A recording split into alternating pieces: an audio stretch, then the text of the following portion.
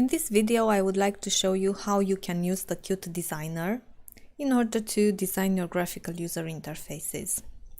We are going to start from an existing project similar to the one that we've started from in the last video, the one about building a Qt graphical user interface. And if you remember, we started from an existing project, we created a new Qt project, and then we just replaced the console-based user interface with a graphical-based user interface, which we implemented ourselves, and we did that by actually writing code. Well, now, instead of using the graphical user interface that we've implemented there, I would like to show you how you can create a graphical user interface using the Qt Designer. You will see that it's a faster, but you need to understand exactly what happens behind and to be able to use the elements and the classes generated as a result of that. So now I'm going to delete what we had before in our previous project and make sure that everything builds correctly. Okay, everything is fine. So instead of creating a new class, I'm going to use the class that was generated automatically when my project was created. My project is called Playlist GUI, and in any project that you make, which is a Qt graphical user interface project, you will find two files with exactly the same name as the project. In our case, playlistgui.h, playlistgui.cpp, and also a form file called playlistgui.ui. Of course, you can create, if you want to, a new file where you will add the design of the graphical user interface, but you can also use the one that the framework automatically creates for you. And this is what I'm going to do now. So I'm going to double click on this playlistgui.ui, which will result in opening the Qt Designer. Okay, so here I have a form. Here I have all the widgets that I can add on my form, and here I have the properties of those widgets. So we are going to make the design similar to the one that we had last time. The functionality is the same. Again, the goal of this video is just to show you how Qt Designer works and how you can use it for your own projects. So what I'm going to do is to design my graphical user interface exactly as it was before, with a list, with some line edits, and with two buttons, add and delete, and then see what happens next. So first of all, I'm going to search the list widget and add it here. Now, it's important that you remember that for each widget that you add, you should also add a suggestive name, because later on in our code, if we want to do something with this widget, like for instance to populate the list, then we will need a way to access that widget. Okay, so this is why I'm going to use suggestive names for my widgets added on the interface. In this case, let's say songs list widget. Okay, of course here you can play with the properties of the widget, you can do whatever you want, you can set the minimum sizes and the font and so on and so forth. For instance, here I'm going to choose a bigger font. Okay, and that will be reflected later on in the interface. If you press Ctrl and R, you will see a preview of your window. Of course, at the moment it just contains a list. We will add layouts at the end, so don't worry about that, it won't stay this way. Okay, then I need to add the artist, title and YouTube link. So I'm going to need some labels and then copy each label. I'm going to modify the font of the label such that it's easier for you to see. Increase the text. You can see that from here it's quite easy to do all these things. This will be the artist, and this will be the title, and this will be the YouTube link. Okay, now just let me make sure that everything works fine. Apparently yes. Okay, so now I have these labels. I will not add suggestive names for these labels because I am not going to modify them later on. So from my code, these are just some static elements which I don't want modified. Obviously, if in your applications you want to change the labels dynamically in some way, you should also give them suggestive names. So at the moment they are just called label, label 2 and label 3. Okay, then we are going to need the line edits for the artist. This is going to be called, I'm going to change the font for all of them, but this is going to be the artist line edit, and this will be the title line edit, and this is going to be the source line edit. Okay, let me change the font for all of them. All right, and last but not least, let's add the buttons. This will be the add button, and let's modify its name as well, add button, and another one, the delete button, will modify its name as well. Okay, let's change the font for both buttons. There we go. Now Ctrl R, and this is how my interface looks like. As you can see, I'm trying to resize it. I didn't add any layouts, so it's not very pretty when I do that. Therefore, I'm going to add my layouts.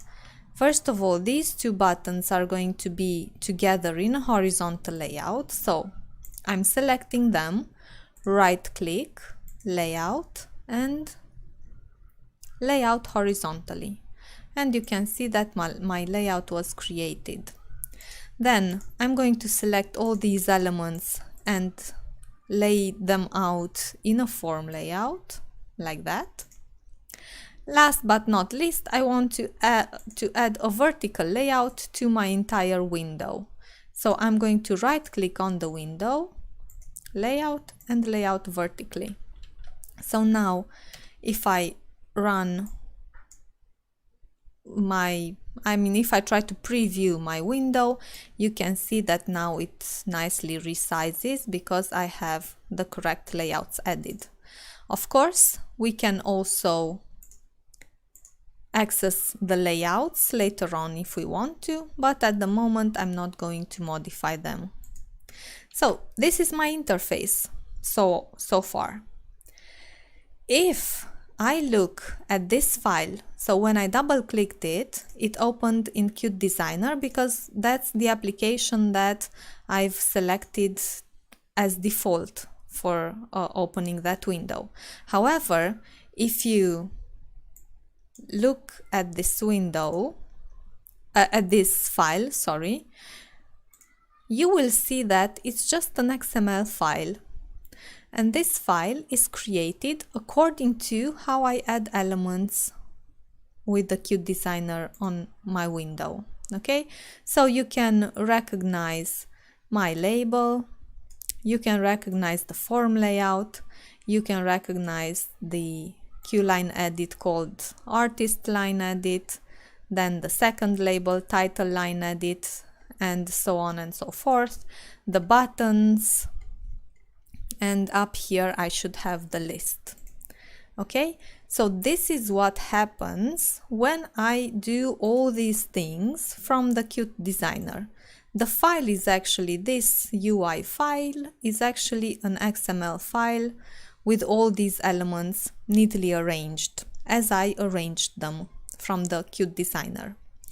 Okay, now I will build my project, and as a result of building, this UI file that I've shown you before is going to be translated into a header file by a tool called the User Interface Compiler, or the UIC. So it's very important that after you create your interface with a designer, you build your solution, okay? And as a result of building, in this folder here, you should find, let me see where that is. You should find an H file. There it is. So in debug UIC, I told you User Interface Compiler, you will find an H file which contains code, C++ code, which was generated from that XML file, and this code is actually the one that is building the interface, right? So you can see here, first of all, it sets some properties, then you can see that it creates the list widget, it says the name for the list widget, it says the font, so everything I did from the Qt Designer, modifying the properties, adding them to a layout, is reflected here in this code. So this is why I wanted you to write code manually, such that first you understand how all of this works, and then you will also understand what's happening here when you build it with the Qt Designer and how this code is being generated. Okay, so for instance here, after my list was created and its properties were set, the list is added to the vertical layout. Later on I create my form layout, and the form layout should also be added to the vertical layout, and so on. Okay, so this happens in a class called UI_playlist_GUI class, and the initialization of the interface happens in this function called setupUI. Okay, so it's important that we remember this function setupUI. Right, the function is finished, and then we have another namespace and another class, playlist_GUI class, which just inherits from the class above with the setupUI. And in our playlist_GUI header here, we will have an element of type playlist_GUI class of this type from the namespace UI, which is going to be called UI. And in my constructor, the first thing that's being made, this is automatically called, the function setupUI from that object is called, right? So this means that the UI is going to be constructed. So again, first of all, I construct my interface with the Qt Designer. Then I'm building the project, and after the build, I will get this code generated starting from the XML with the interface. This code is in a class, and I have another class which inherits that class and does nothing else, just inherits it. All right? Then in my own class, I have a data member of type the class that was generated, And the first thing that I do in my constructor is to call the function setupUI, which builds that user interface. And when I will call the function show on this window, it will show my user interface as I've built it. So let's see. We'll go in main.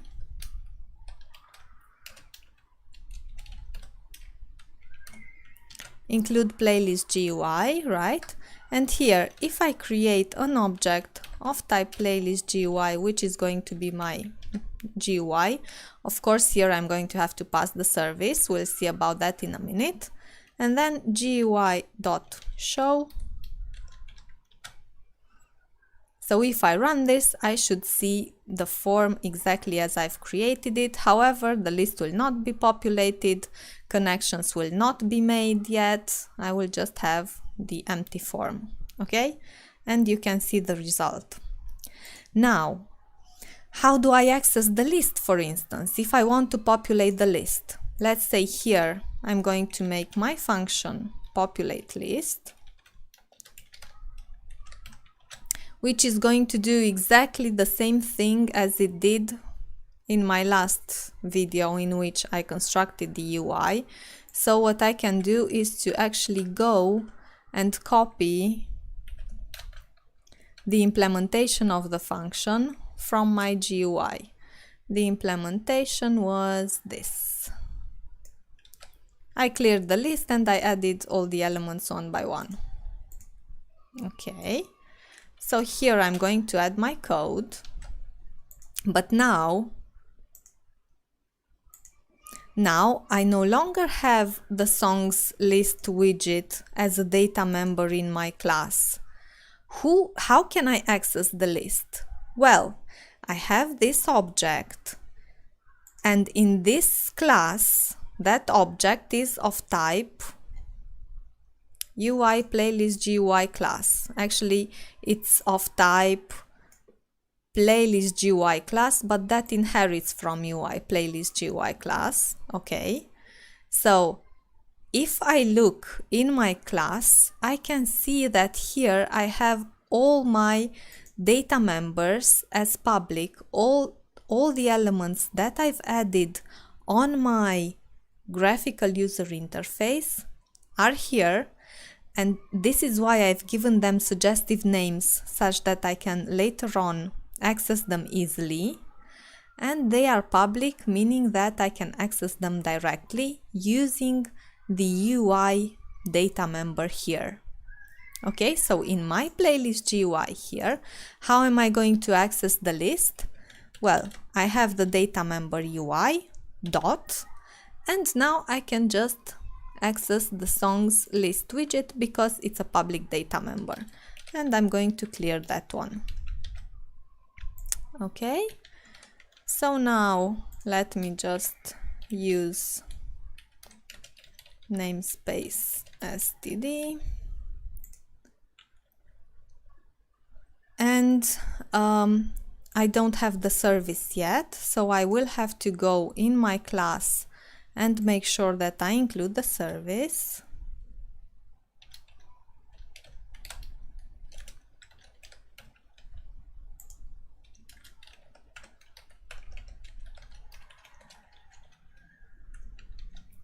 Okay, and here I'm going to have to pass the service as a parameter, of course, by reference.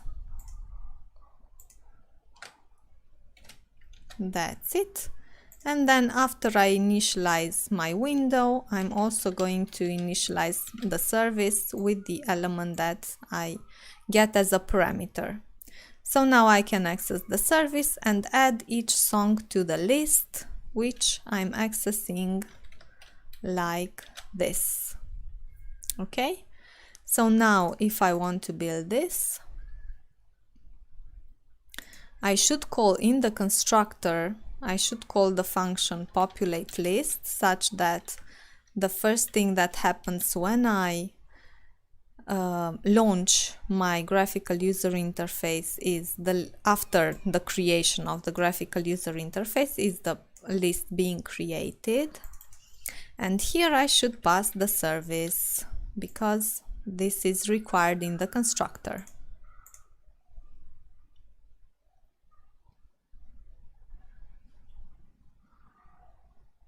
Okay, now let's see what happens if I run it. You can see that my list is populated with all the elements that I have in the file, which are passed into the service. Okay, so it's that simple. Of course, if I want to create a signal slot connection, then I'm going to create the function delete song, let's say. I'm going to create another function connect signals and slots, exactly as we did last time.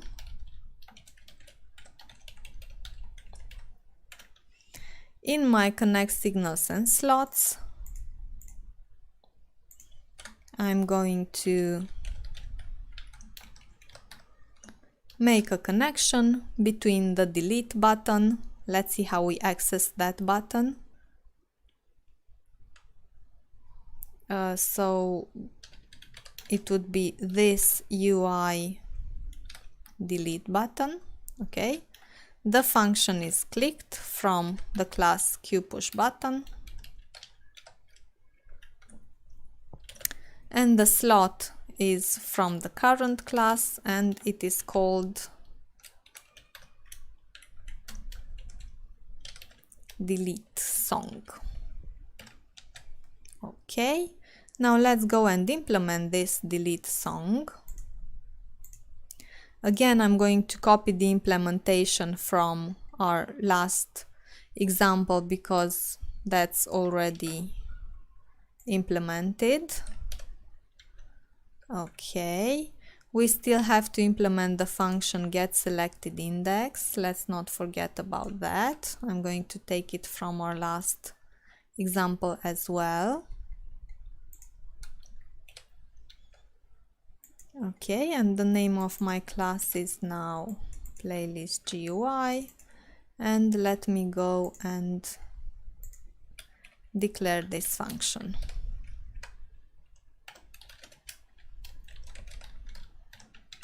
Okay, going back to the implementation. Now again, I have to pay attention on how I'm accessing my elements. List. Okay, instead of artist line edit, now I have artist line edit from my object UI, title line edit, and YouTube. Oh, don't I have a YouTube source line edit? I've named it. Okay, now we have the selected index. I should include the Q message box such that this works.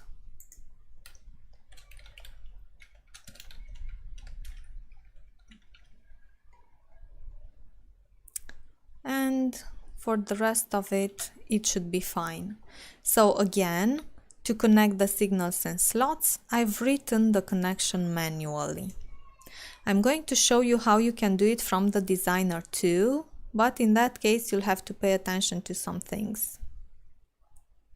Okay, so if we try to delete something,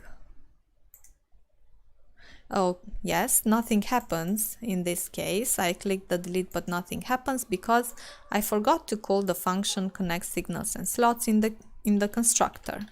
So this connect signals and slots, and run it again.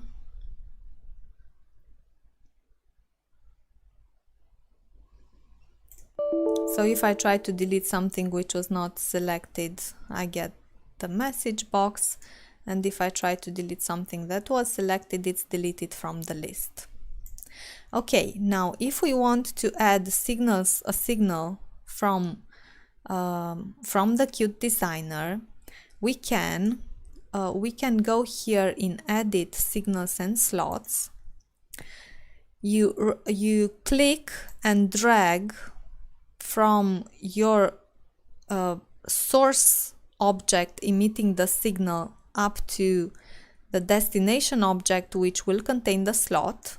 Okay, so I dragged from my add button to my window, which is actually the user interface, right, to my playlist GUI class. Here I'm going to select the clicked signal, and here I'm going to have to add a new slot. And I'm going to call this slot add song. Okay, then okay, I select the slot, okay, and you can see here that for my add button, when the signal clicked is emitted, in my playlist GUI class, the slot add song will be called. Okay, but that means I'm going to have to define my function add song in my class. So I'm going to have to go back here, define the function add song, and I'm going to have to label it as a slot. So public slots. So if you do it in this second way of connecting signals and slots, you have to pay attention and to make sure that the function that shows here as the slot is also defined using the slots macro. Okay, then again I have to build a solution .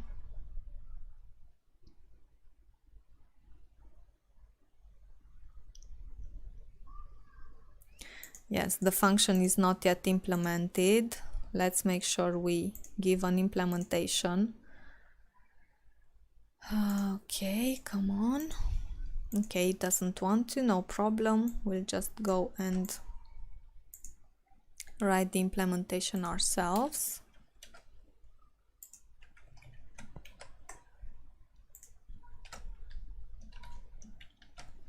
I'm going to, of course, copy the implementation from our last example because we've already done that, and just adjust the names of our elements, graphical elements. So it was artist, line edit, title. We take the text from the line edits.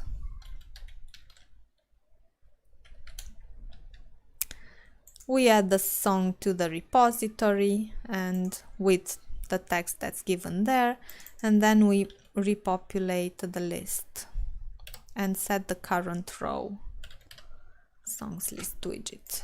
Okay, so now I'm just going to add a breakpoint here to make sure that the function add song is called when I click the button add. Okay, so again, whenever you make a change to your graphical user interface, be it you add some widgets or you add a new slot, you want to add a new slot, it's important that you build your solution. Why? Because this header file is generated, as I've told you, in the process of building by that user interface compiler tool. Now, if we go here in this file that was generated, we can see that a connection was added between the add button emitting the signal clicked and the playlist GUI class emitting containing the slot add song. And as you can see here, when this is generated, the macros signal and slot, the macro signals and slot are being used, and this means that we have to make sure that we declare the function as a slot. So now, if I run this, let's press the button add and make sure that the function is being called. Yes, the function is being called, so we're fine. We can add some data. Artist, title, add. I'm going to take the breakpoint out, and you can see that a new song with this information was added. Okay, so again, let's make a short recap of what we need to do if we want to design our graphical user interface with the Qt Designer. First of all, you have to Either start from a UI which is already in your application when you create your project, or you can start from a new one. From here you can say add Qt class, and if you add a Qt GUI class, let's say my Qt GUI class, when you add it, you will see that 3 files are being created. The UI file, which is that XML file which will contain all the graphical elements, the age file, and the CPP file, okay, in which you will write your code. However, here I just wanted to show you that you can also add a new one, but when you create a new project, you already have such a file, such a class which is being created for you, including a form for that. Okay, you double click the form. If the Qt Designer doesn't open when you double click it, then you can say open with and make sure that you select Qt Designer from here.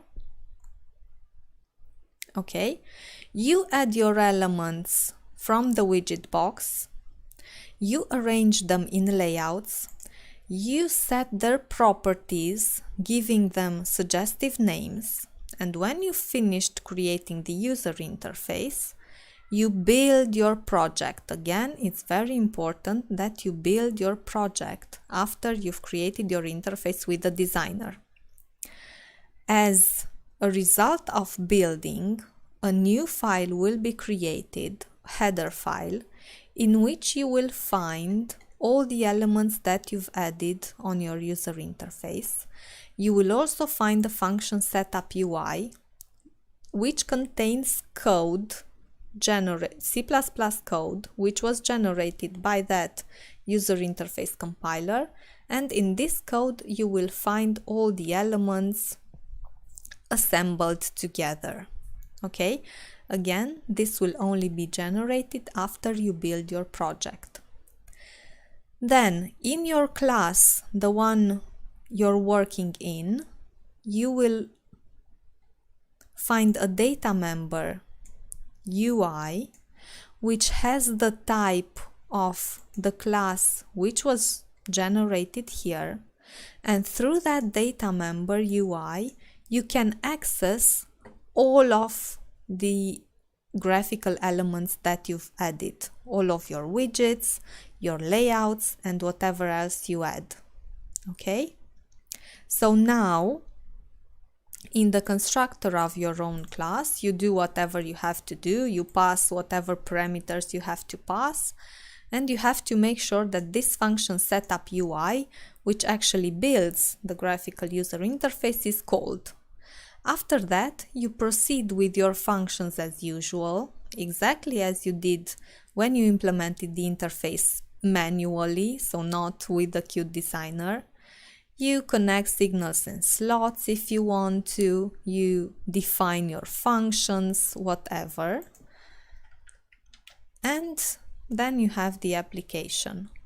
If you want to add signals and slots from the from the Qt Designer, you can go here to edit signals and slots, and using drag and drop you can do that, or you can use this signal slot editor to add new signals, to add connections between signals and slots. However, I repeat, if you're using this mechanism here, then you must make sure that you define the functions that are going to be the slots using this syntax here.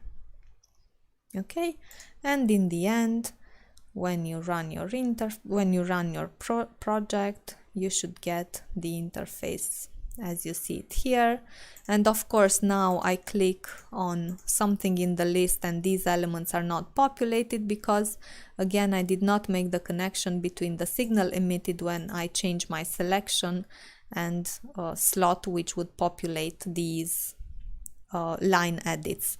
But I've already done that in my previous video, the one with building a Qt graphical user interface, so you can see there how we should do that. Okay, that's it. I hope this will be help to you for when you implement graphical user interfaces for your Lab 12 assignment, and also for the next tests and for the practical examination. Goodbye.